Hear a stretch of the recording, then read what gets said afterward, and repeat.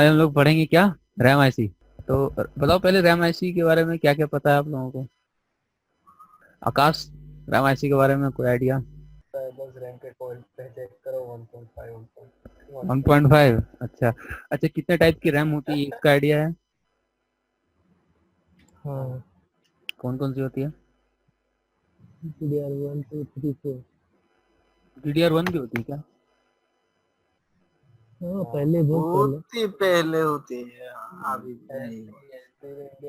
DDR1 2 3 3L 4, उससे पहले आती थी एस रैम, है ना।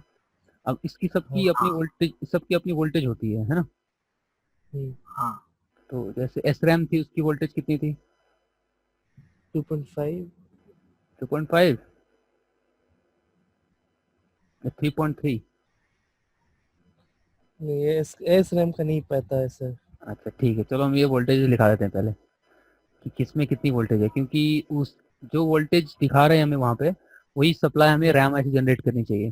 ठीक है, जो DDR रैम लगी हुई है, सेम वोल्टेज हमारा रैम ऐसे जनरेट करना चाहिए, तभी वो कंपेटेबल होगी और हमारा रैम प्रॉपरली चलेगी। ठीक है, तो पहले जो DDR यूज होती है उसकी क्या क्या वोल्टेजेस होती है पहले हम लोग ये देखेंगे। ठीक है ना। हाँ सर। हाँ, ठीक। पहले हम लोग इसकी वोल्टेजेस देख लेते हैं।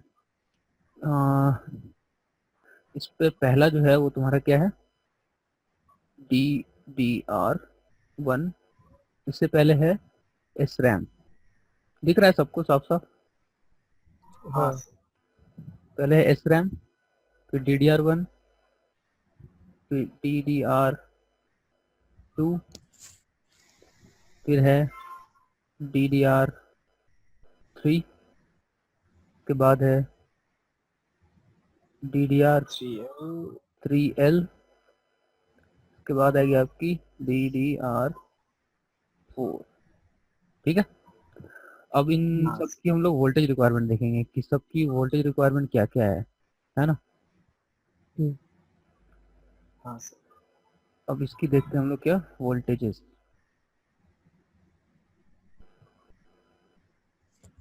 वोल्टेज क्या क्या रिक्वायरमेंट है, इसकी वोल्टेज रिक्वायरमेंट है कितनी, 3.3 वोल्ट।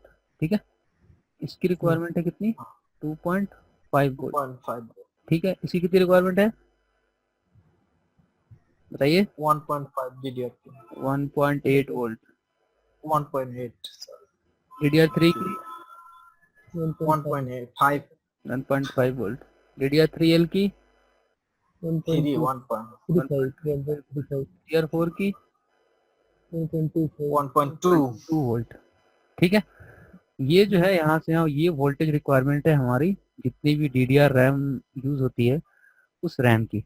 अच्छा, ये वोल्टेज जो होती है कौन सी वोल्टेज होती है, VDDQ होती है या और VTT होती है? BDDQ। पक्का? पक्का। आकाश क्या बोलते हो? हाँ हाँ पक्का। ठीक है, जयंत एग्री हो? सर ये VDD क्यू और VDT में डिफरेंस नहीं पता है मेरे को। हाँ, तब इसका मतलब तुम एग्री नहीं हो। चलो ठीक है, इसको भी हम लोग जब पढ़ेंगे तब समझ में आएगी बात। यहाँ तक समझ में आ गया ना, VDDQ मतलब यहाँ पर जो है, ये सॉरी, ये वोल्टेजेस जो है ना ये VDDQ के लिए होती है, ये वोल्टेज VDDQ निकालेगी। ठीक है, ये जो DDR की वोल्टेज रिक्वायरमेंट है ना, ये कौन निकालेगी, VDDQ निकालेगी। अब VTT क्या करती है, ये हम लोग अभी देखेंगे जब आईसी पढ़ेंगे कि VTT की क्या जरूरत है रैम आईसी को। ठीक है, तो ये क्लियर है ना यहाँ पे, ये वोल्टेजेस जो भी है यहाँ पे। हाँ सर। ठीक है, अब हम लोग चलते हैं रैम की रिक्वायरमेंट पे। रैम आईसी वाले काम कैसे करती है ये देखते हैं। ठीक है, वर्किंग, क्यू का क्या है? क्या बोल रहे VDD क्यू का फुल फॉर्म। हो, ये है तुम्हारा जो क्यू, एक तुमने देखा है उसमें DQ और DQ हैश सिग्नल होता है रैम में। नहीं आइडिया सर। हाँ, तो रैम जब पढ़ोगे ना तो उसके रैम के स्लॉट जब पढ़ाएंगे सर, यहाँ से सर पढ़ाएंगे वो रैम की slot, CQ DQ, CK1, CK hash, DQ hash. तो वहां पर जो है ना वो क्या होता है, डेटा क्वालिटी होती है। ठीक है, डेटा क्वालिटी जो होती है ना, उस डेटा क्वालिटी के लिए जो वोल्टेज चाहिए होता है वो सप्लाई वोल्टेज VDDQ होती है। ठीक है, जो रैम किस डेटा क्वालिटी से कम्युनिकेट करेगा सीपीयू से, वो डेटा क्वालिटी जो है ना वो वोल्टेज पे डिपेंड होती है। ठीक है, वोल्टेज कैरियर के फॉर्म में यूज होता है वहां पे। जो डेटा जा रहा है ना रैम से सीपीयू के बीच में कम्युनिकेशन जो हो रहा है, वो दोनों जो है वो कैरियर पे डिपेंड करता है। वो कैरियर वोल्टेज जो है वीडीडी क्यू से मिलती है। ठीक है, ठीक, सप्लाई वोल्टेज है उसकी। अब हम लोग देखते हैं कि सप्लाई वोल्टेज कैसे यूज हो रही है हमारा, रैम की पूरी वर्किंग प्रिंसिपल पहले समझेंगे हम लोग। ठीक है, तो पहले अभी हम तुमको देखो, कोई भी आईसी काम करने के लिए 3 रिक्वायरमेंट होती है उसकी। ठीक है, पहला रिक्वायरमेंट क्या होता है आईसी का? Supply power supply. ठीक है, दूसरा रिक्वायरमेंट क्या होता है कोई भी आईसी का? Enable enable enable. तीसरा वो क्या करती है आईसी, तीसरा मिलता क्या हमें? एलडीओ जनरेट अरे तो तब 3-5 ही की तरह यूज करोगे, 3-5 में एलडीओ होता है ना, हर आईसी में एलडीओ थोड़ी होगा। पहला, हाँ पहला हो गया, पहला हो गया पावर सप्लाई, दूसरा हो गया इनेबल, तीसरा होगा आउटपुट। आउटपुट एलडीओ भी हो सकता है, ऑलवेज भी हो सकता है ना कि नहीं? 3-5 में क्या हो रहा था, एलडीओ निकल रहा था, फिर उसके बाद आउटपुट निकल रहा था।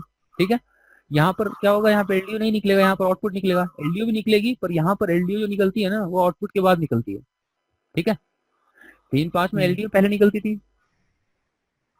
ठीक है, यहाँ पर जो है एलडीओ बाद में निकलेगी, पहले वोल्टेज निकलेगी। ठीक है सर। यहाँ पर रिक्वायरमेंट चेंज हो जाएगी। अब पहले ये बताओ, स्टेट्स क्लियर है सबको? हाँ स्टेट्स में कोई डाउट नहीं है? सर। अगर हम बोल रहे हैं सिस्टम S3 स्टेट में है, इसका मतलब क्या है? मतलब कि सर रन सप्लाई बन रही, क्या बन रही है? Run supply. S5 मिल चुका है इसका मतलब, रन बन रही है S5 में, जो जो काम होता है वो सब हो जाएगा। हम बोल रहे हैं अगर सिस्टम S3 स्टेट में है तो उसके पास S3 की सप्लाई आई है या नहीं आई है?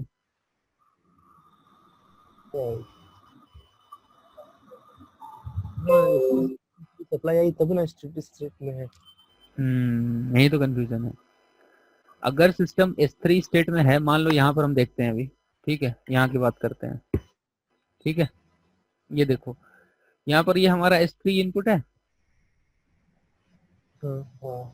ये S5 है। ठीक है, S3 स्टेट को क्या बोलते हैं हम लोग? रन। रन बोलते हैं। ठीक है, रन कह सकते हो, रन की वोल्टेज भी आती है वहां पे। इसको बोलते हैं हम लोग सस्पेंड टू रैम। क्या बोलते हैं इसको? सस्पेंड S3 स्टेट में क्या हो रहा है?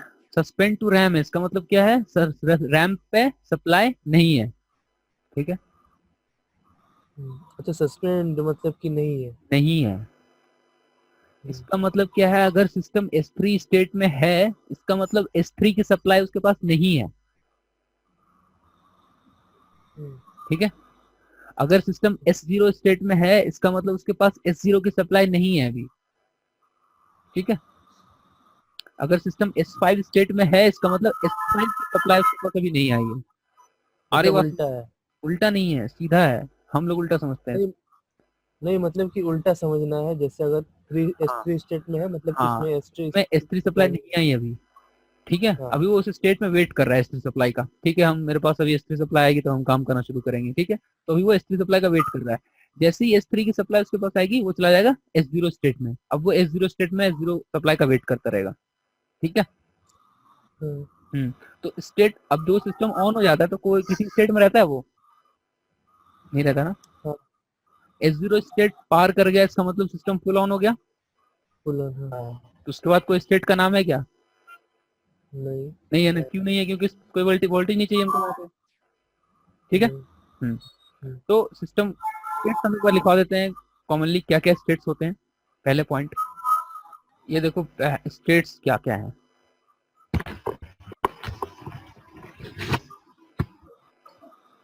States of motherboard.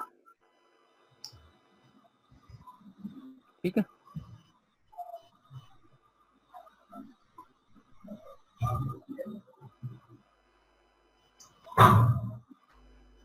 पहला स्टेट क्या है?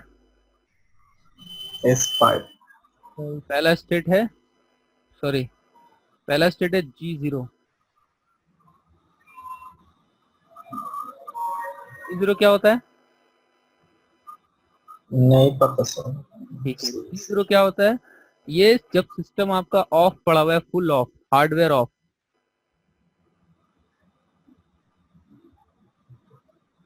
हार्डवेयर ऑफ, आपने लैपटॉप को बंद करके रखा हुआ है, ठीक है, तो वो किस स्टेट में है?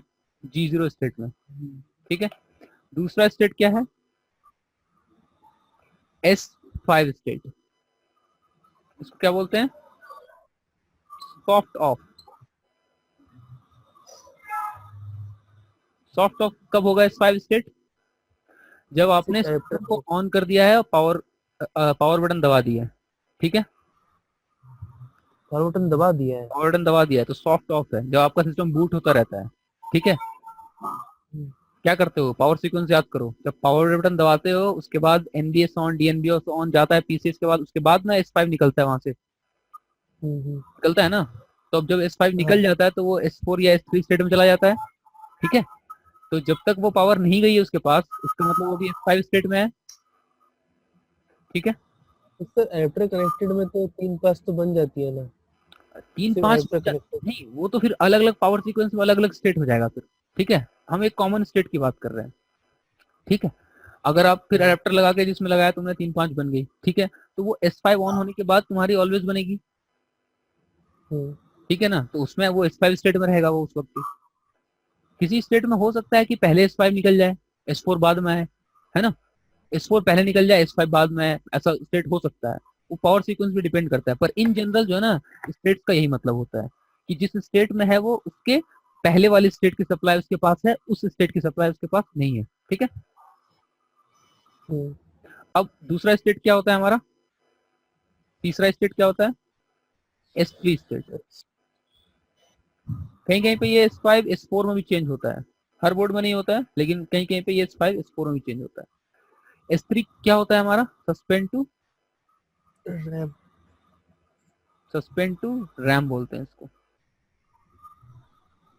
इसका एक और भी नाम है, इसको हम लोग क्या बोल सकते हैं? सस्पेंड टू डिस्क, ठीक है। इसको क्या बोलते हैं हम लोग? Suspend to. इसको सस्पेंड टू डिस्क क्यों बोल रहे हैं? हार्ड डिस्क में पावर नहीं रहता है। क्योंकि अभी तो बूटिंग शुरू हुई है ना सिस्टम की, आपने हाँ। पावर बटन दबाया है, उसको सिस्टम बूट हो रहा है अभी, ठीक है। हार्ड डिस्क से रैम से, मतलब हार्ड डिस्क से कम्युनिकेशन स्टार्ट हुआ है, विंडो इनिशियलाइज हो रहा है, ठीक है। तो ये भी S5 स्टेट में, इसलिए इसको सस्पेंड टू डिस्क बोलते हैं। जैसे ही S5 निकल जाएगा, इसका मतलब हमारी सिस्टम पूरी तरह से बूट हो चुकी है, अब वो S5 स्टेट से बाहर निकल चुकी है, ठीक है। अब वो S3 स्टेट में जा रही है, ठीक। राजू भाई क्लियर है ना? हाँ सर क्लियर। ठीक है। ये सस्पेंड टू रैम हम क्या बोल रहे हैं? जब S3 की सप्लाई एब्सेंट होगी तब, S3 की सप्लाई एब्सेंट,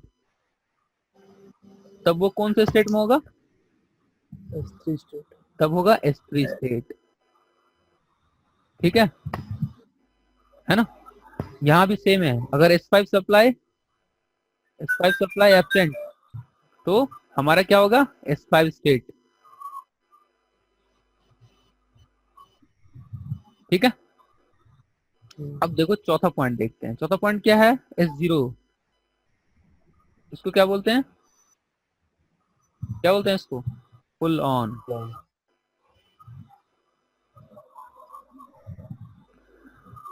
ठीक है। अब इसमें क्या होता है? अगर इसमें S0 स्टेट में है,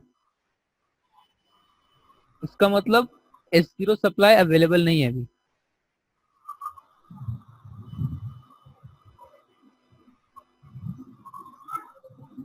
ठीक है। S0 किसके पास जाती है? S0 की सप्लाई कहाँ कहाँ जाती है? नहीं पता सर। ये पावर अभी S0 तक नहीं पहुंचे क्या तुम लोग आयो में? नहीं। S3 तक पड़ा है सर। ठीक है, S3 तक पड़ा है ना, तो रैम के लिए काफी है S3। S0 की सप्लाई कोर पे जाती है, V core, last voltage V core की बनती है ना हमारी, ठीक है। तो S0 से हमारा वी कोर होता है, इसीलिए जो हम लोग S0 पढ़ा देंगे सर, फिर तो हम कोर में जाएंगे। अभी हम लोग इतना जान गए G0 सेक्शन की। G0 स्टेट क्या है? Hardware of. S5 क्या है? सॉफ्ट ऑफ, मतलब सस्पेंड टू डिस्क है, S3 मतलब क्या है, सस्पेंड टू रैम है। S0 मतलब क्या, फुल ऑन है। पर अगर वो उस स्टेट में है तो उसके पहले की वोल्टेज उसके पास है, उस स्टेट की वोल्टेज उसके पास नहीं है। जैसे ही उस स्टेट की वोल्टेज उसके पास आएगी वो अगले स्टेट में चेंज हो जाएगा। क्लियर है इतना?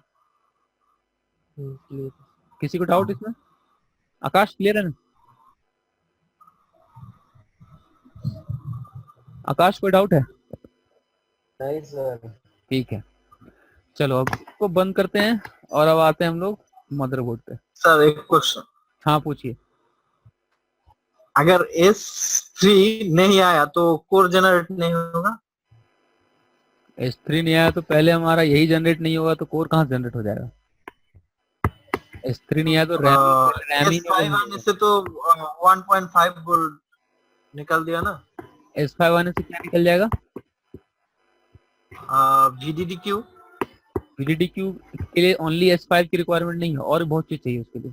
अच्छा, S3 नहीं आया हाँ रैम सप्लाई पर, हाँ। लेकिन 1.8 VDDQ मिल गया, हम्म। तो कोर जनरेट होगा या नहीं होगा, नहीं होगा? नहीं होगा। पहले S3 आना जरूरी है। S3 जरूरी है। कोई भी आप S5 स्टेट से डायरेक्ट S0 स्टेट में तो नहीं जा सकते ना, नहीं जा सकते ना, पहले S3 क्रॉस करना हाँ पड़ेगा, पूरे S3 स्टेट ओके है तभी आप S0 स्टेट में जाएंगे ना। ठीक है।